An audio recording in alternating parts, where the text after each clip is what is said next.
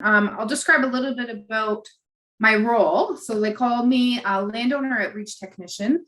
In a nutshell, that means I work with private landowners. So that can be homeowners, it can be business owners, and it can be land managers to do projects that improve water quality and enhance wildlife habitat.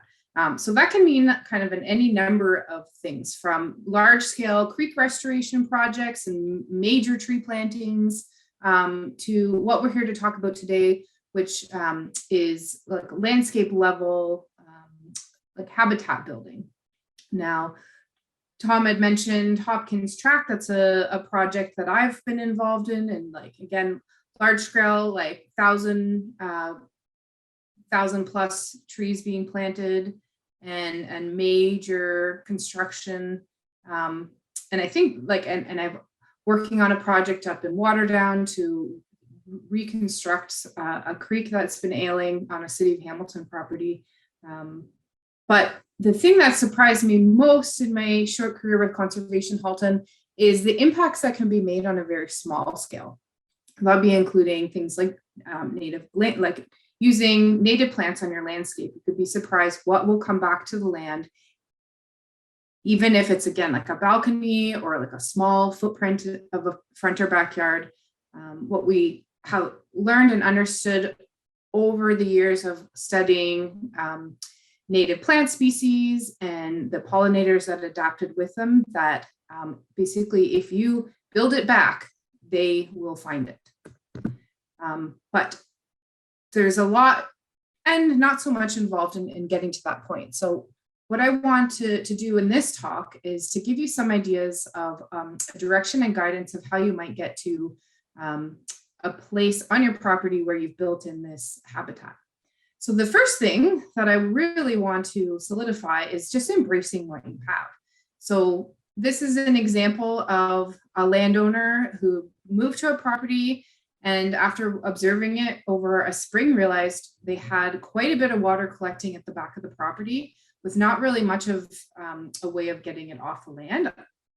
I think traditionally what people might do is build something like a French drain, digging kind of a drain, filling it with aggregate, and then having that move off towards something like another water body like a nearby creek or into the municipal infrastructure. Or alternatives is to bring in a lot of fill just to, kind of build up the area in hopes that that is going to be enough to, so you won't be having saturated soil in those conditions. But in this instance, the landowner said, okay, I've got water in my backyard when we've got heavy rains. I don't want to bring in any extra materials. I don't really feel like just getting it right off the property. So he designed a rain garden. So basically just looking at what your situation is and kind of going with the grain, not necessarily against it.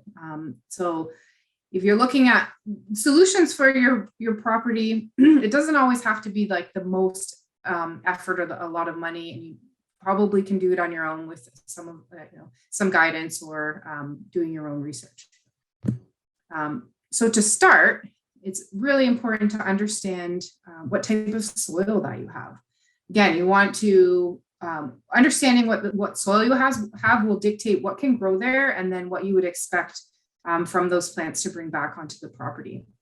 I'm strongly recommending not amending soils unless you're looking for to create a rain garden or to try and solve a problem where you have like really compacted soils or a really dry area.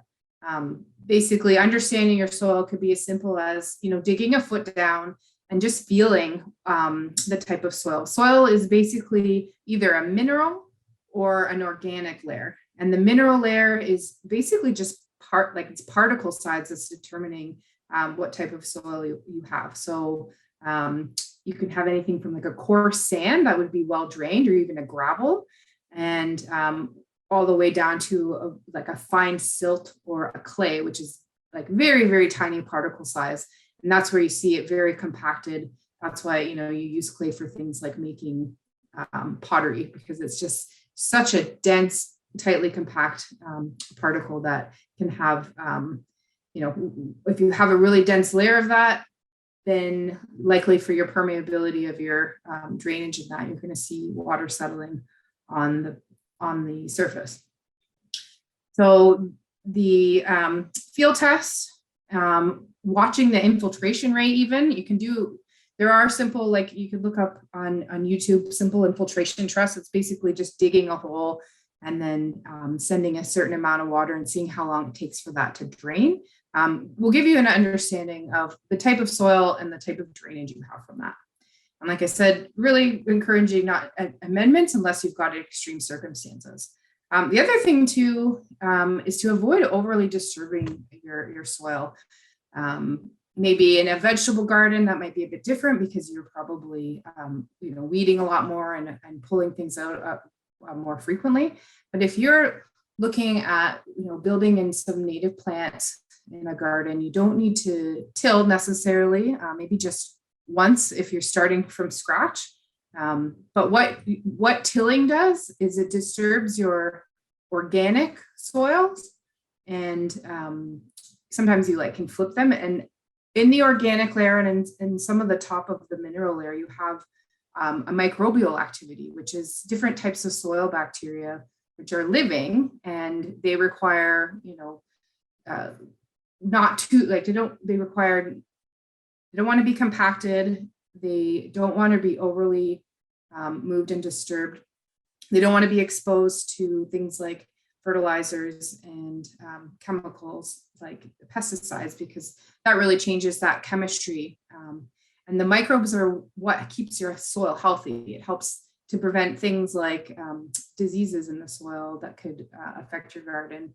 And overall, it's just a good indication of soil health. So trying to limit the disturbances on the soil and keeping roots in there and leaf material in order for those soil microbes to have something to eat and live off of.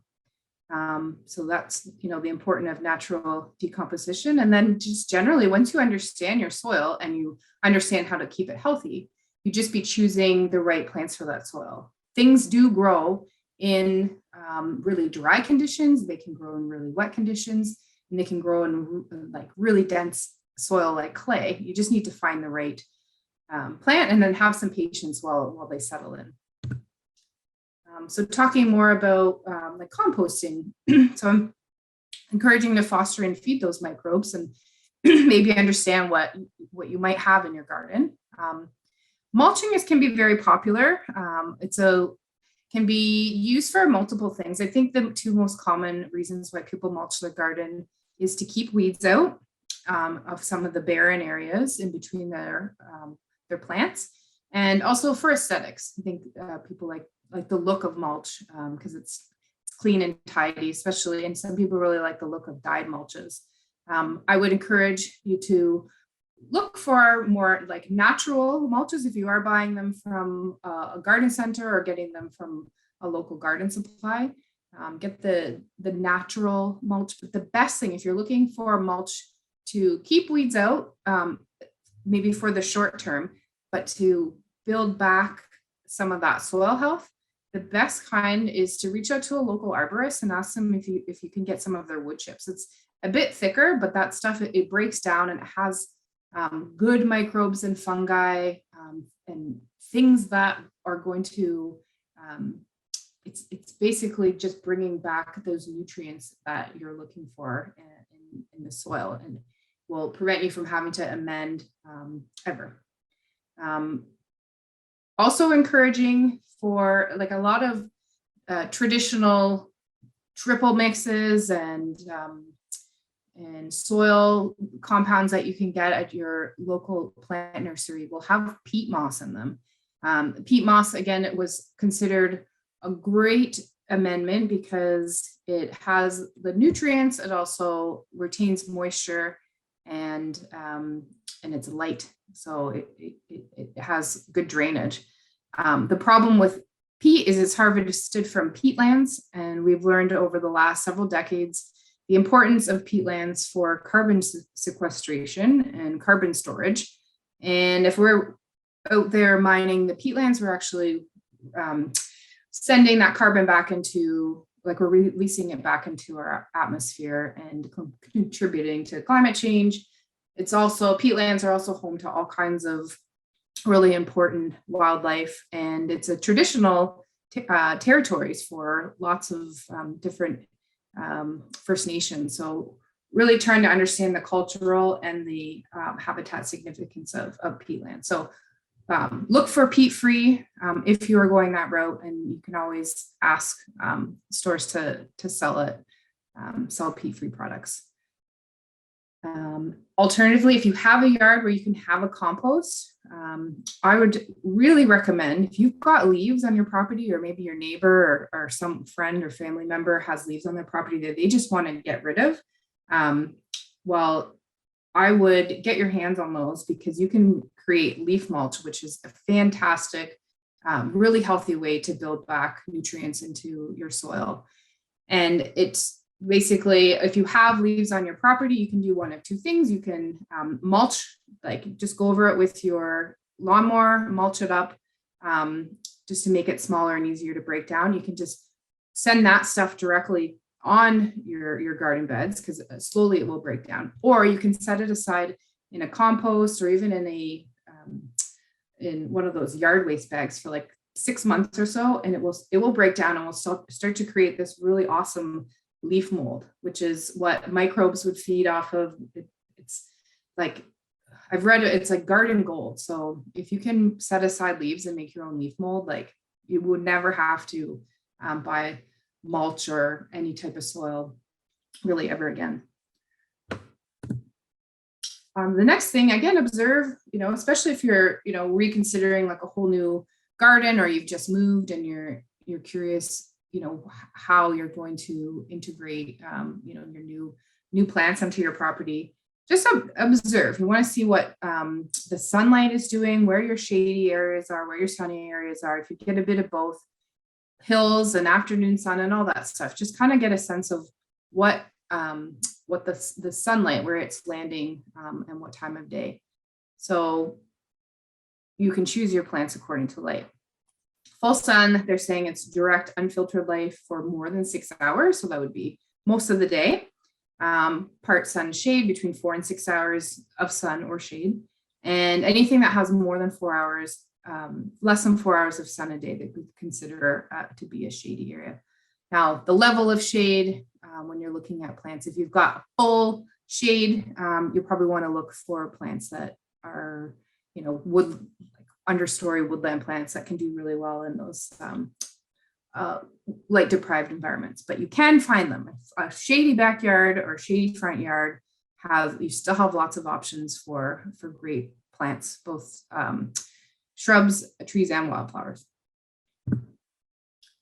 Another thing to consider is, what are you doing with the water on the property? How can you manage stormwater, and how can you conserve it? So again, taking pressure off having to use municipal water or your well water by harvesting the rainwater on your property and directing it where you want it to go, when you want it to go there. So something simple as disconnecting your downspout, adding a rain barrel, or even disconnecting your downspout if you do live in an urban area where it's still connected to the municipal infrastructure.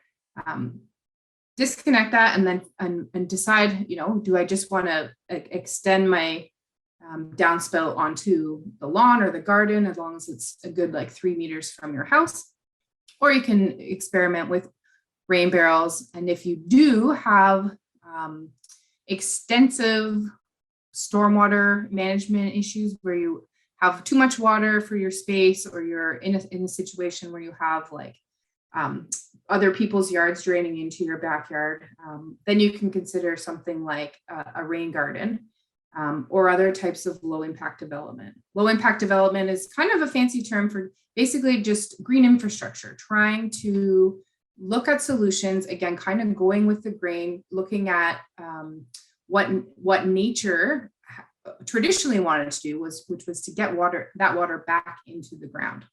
So I'll give you some information. If you do live in the Hamilton Harbor watersheds, so that'd be like Grindstone Creek and some of the urban creeks that drain into Hamilton Harbor. right now we do have a grant for landowners who are, are experiencing issues with stormwater, and the grant is 25. It's a cost share program for us to share 50% up to $2,500 for a low impact development project. So I can get you that information if you're interested. But another thing that you can do is just, again, choosing the right plants. If you've got dry areas on the property, choose drought tolerant plants. If you've got really wet areas on the property, well, you can find plants that are like to be wet most of the time, or at least half the time. So again, you're not out of luck if you have extreme conditions. It's just a matter of finding the right ones that work for that property. Now, you want to choose, taking all that into account. What I find is helpful is just putting a little sketch together, and you can build it up for, like a 10-year plan, or you can just start small and say, these are the areas where I have my sun, I have my shade, this is where my house is, these are where my downspouts are, these are where my paths are, I have existing trees, for example, and then just make a list of, some of the plants that you're interested in for your sunny spots, for your shady spots. Maybe you want to list it by like the type of garden you're looking for. Like, I want a garden that's like mostly white flowers, or I want a garden that is really tall flowers. So that just having some sort of reference is very helpful. And I guess with having a plan, you don't necessarily have to do everything all at once. You can say, this is my long-term plan. This year, I'm going to plant this many. Give them a couple of years to see how well they do before I plant more of the same. Because I think the mistake we often make is, take all of our budget for the garden or yard, spend it in one season, and then, can be disappointed with varying results as it shapes up over the year. So doing a bit at a time can be quite helpful. And you can, choose from different places. You can get from friends who have reputable source of plants, or you can look for like community, sometimes in your community have like plant swaps and that. So you can try and save money that way. And seeds, like, because these are all native plants that we're encouraging you to plant, they'll do really well just being sowed directly, even in the fall or winter, because they need that stratification. I'd mentioned, looking at like working with what your yard is. If you might find that you have some problems and you need solutions for them. So things like I'd already mentioned, using rain barrels to try and get water off the property. Mulching, if you're trying to build back some of your soil, you can use compost, you can use arborist mulch, and kind of just let that organic soil build back up. And if you're really looking for, you're having problems with turf growing, there is alternatives. Microclover seems to be something that's catching on, that people just seed into their lawns if they're not doing well. So it's creating the look of lawn. It requires less mowing because it grows really short, and it flowers. So then you get the added benefit of it being great fodder for like small bees and butterflies and whatnot. So there are, you have chances to right wrongs in, again, going with the grain and not having to tear out your entire lawn and start from scratch. You can just say, this is what I'm working with. What are solutions that have worked for other people? And then I guess finally, you want to think about what type of garden you want to look like. You can have, I think often people are put off by the idea of having a native plant garden or a naturalized garden, because they think it's going to look like this, which to some people is what their desired effect is just to have sort of a meadow look. But you can have a conventional looking garden where things are kind of separate with paths, and that it's really, anything's possible. It's just a matter of planning and looking for the right plants and waiting for that specific type of look that you want for that area. The meadow type gardens, in my experience, requires less upkeep because they do really create this dense area where there's no weeds, you don't need to mulch. You won't need to water unless there's a drought. And it just, yeah, it's basically, you can create paths so you can walk through it, or you can mow depending on the size of the property. But like I said, it's not the only type of garden that you'll have if you're planting with native plants. Probably the most important thing is to choose plants based on their height and spread, kind of know what sight lines you want to have and how big things are going to get. You might get a plant that's little to start, but it might grow quite a bit over a few years. So just really have in mind what the end game is for the growth of those plants. Another thing to consider, I did talk earlier a little bit about LID. So this is a picture of what we would call a permeable driveway. So the idea was this landowner would have water collect on their driveway, and then it could turn to ice, or it'd be just problematic for having pooling and ponding. The added benefit of having a permeable driveway is you can send your downspout directly into it, and then you're actually taking the pressure off the municipal system by getting that water into the ground. This driveway is a simple design. Basically, the landowner hired a contractor to dig about 1.5 to 2 feet down, and then fill it, lay down fill it with a angular stone, so it creates a permeable space for the water volume, and then put the bricks down, and then fill the bricks with a permeable angular granite for that nice look. The other thing that I would encourage is, when you're bringing materials into the garden, especially, is to find things that are reused, recycled, and things that will break down over time, so you're not having to send stuff to the landfill.